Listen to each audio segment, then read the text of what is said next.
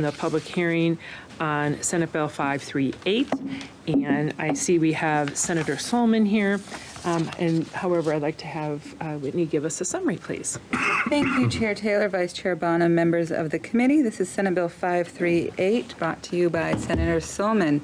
Senate Bill 538, briefly, what it does is permits any state agency to accept a credit card for charges or fees imposed on members of the public. Thank you.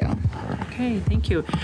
Welcome. Good morning. Thank you for agreeing to be here on the first day. Well, we have no time to waste, though. We have a lot of bills. Yes. And so I figured you could handle it. So thank you for being here. And are you doing this with Representative Gomberg? Or? We agreed that I would just testify That's here fine. to I just save wanted some to time. inform if you could update the committee members about who you're doing this with, and et cetera. It just kind of helps for the process. Please. Yeah. So welcome. Thank you so much. What an exciting panel to follow, as you could see by my snap, so it's very exciting.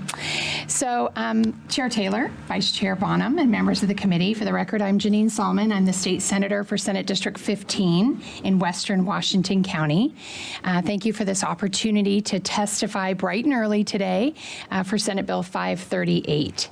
So last year during September Ledge Days, in the General Government Ways and Means Subcommittee that I co-chaired with Representative Greg Smith, the Oregon Liquor and Cannabis Commission requested a $2 million increase in other funds expenditure limitation to help offset the bank fees from consumer purchases that they did not account for. So historically, OLCC would see consumers purchase alcohol about 80% of the time with bank cards. And since 2020, which note is the beginning of COVID pandemic, they have seen credit card purchases increase to 88% of the time.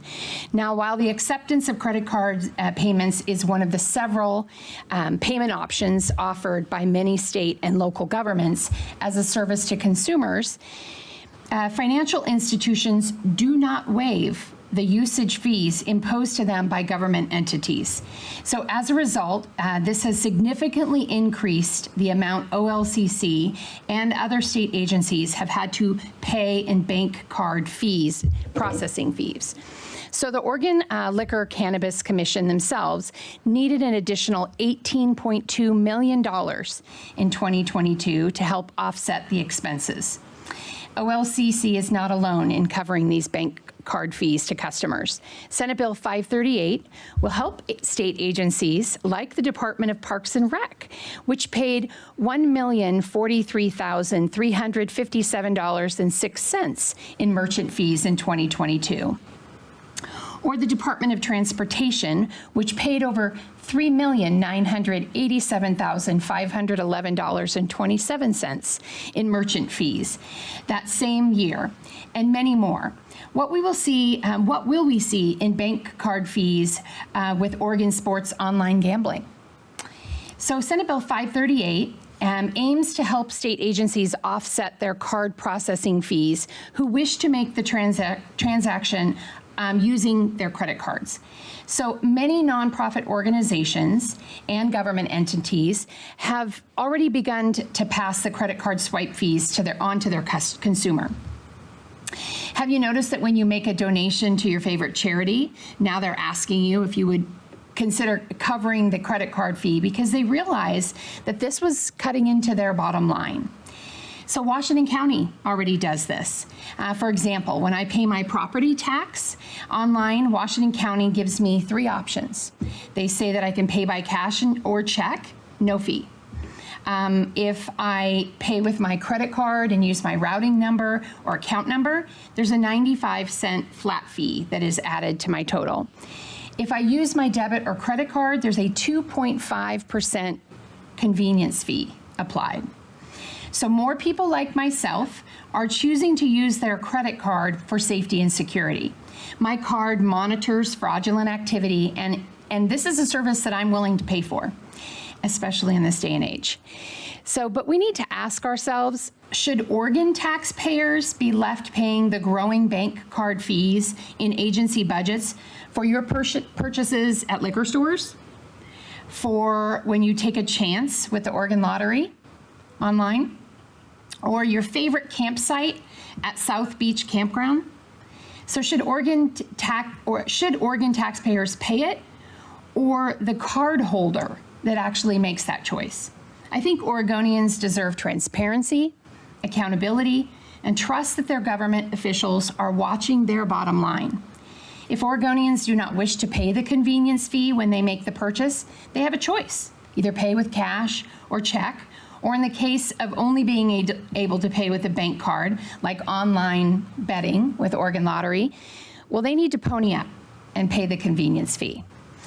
Colleagues, join me in sending the message to our agencies that we are watching the bottom line for Oregonians, that we are paying attention to budget line items, and urge them to make this change. I respectfully urge your support of Senate Bill 538. Thank you. Okay. Thank you. Senator Hanson. Thank you very much. I know in my, I think Representative Gomberg and I have been on a subcommittee with Ways and Means. We continue to be on it my entire career here in the legislature. And this has been something that he has researched. He has done a lot of thinking on, question after question, and it's a huge amount of money over time that is being expended that's above the budget because you don't know how to budget for it.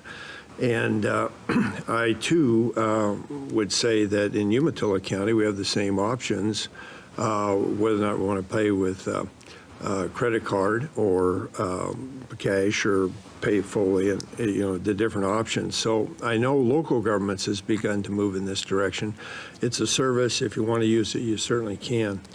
I was asked to be a sponsor on the bill, and I agreed to do that. So I'm in favor of it, and appreciate you bringing it forward. Thank you. Thank you. Vice Chair Bonner. Thank you, Chair Taylor. So I don't have a favorite campsite at South Beach. I have a favorite campsite at Beverly Beach, but that's neither here nor there. Thank you for that clarification. Thank you. Well, I need to get out more is probably the issue. So we had this conversation the other day. Senator Sollman and I were on a tour and started to discuss this. And I have not done the research yet, but I'm curious about any legal, federal or state, otherwise limitation on adding merchant fees to bills. I know in my small business, and I don't know what the limitation is. I don't know if it's a legal requirement or if it's just my agreement with that merchant service provider that I cannot add the 2.5%. I can't say, oh, if you want to buy that hot tub for $15,000, I get to add 2.5%. I'm not allowed to do that. I have to build it into the price. And I made the business decision to accept that form of payment, as the state has done. And I start to then question, okay, the state made this decision. They knew that they were going to accept Visa cards. They knew that it came with a percentage cost to them. So I see the merits of allowing the state to collect, but I also then want to make sure that if there is any legal, federal, state, or otherwise limitation on collecting that fee, that would go. Like, there's got to be fairness across all sectors. It can't just be a benefit to the state and not our small business folks out there. So that's not really a question unless you know the answer to whether or not there's any state or federal limitation, but. Thank you, Chair Taylor and Vice Chair Bonham.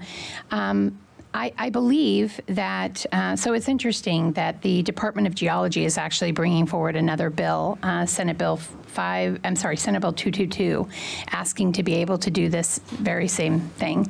And while I completely hear what you're saying about the frustration being a private business owner, I can tell you I feel like this is structured differently because you have the ability of putting in different costs in different items that built into your costs.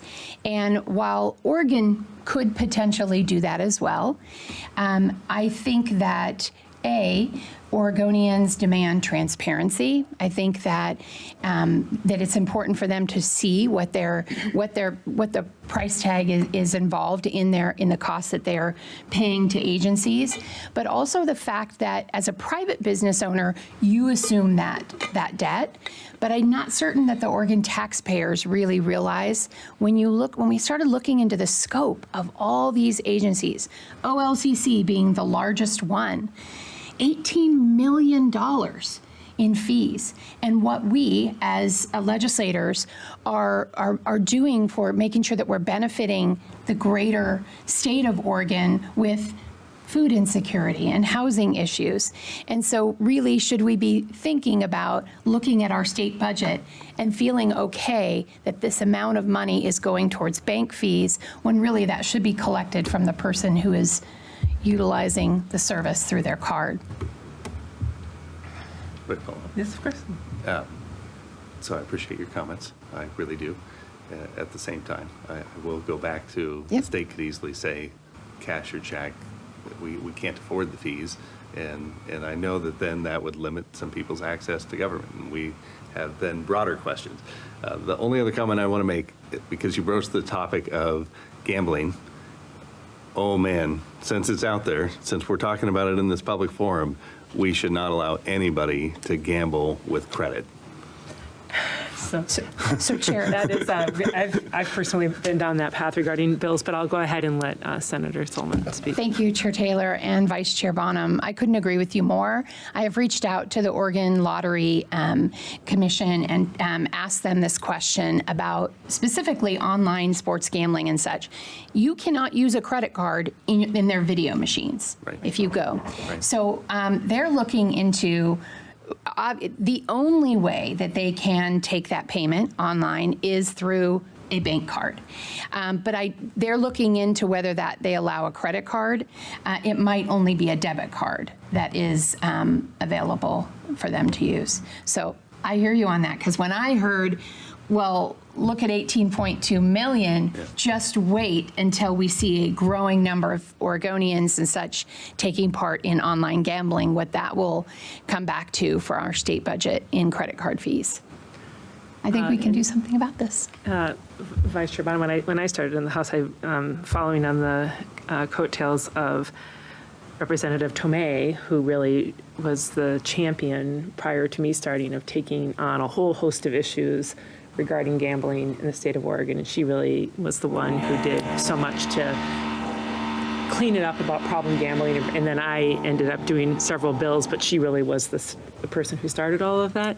And unfortunately, I learned in having been invited and attended several Gambling Anonymous meetings and et cetera as a guest, people find all sorts of ways to obtain funds when you struggle with a desire to gamble. And one of the things that we can't really stop is if people have multiple credit cards sometimes and go and get cash advances.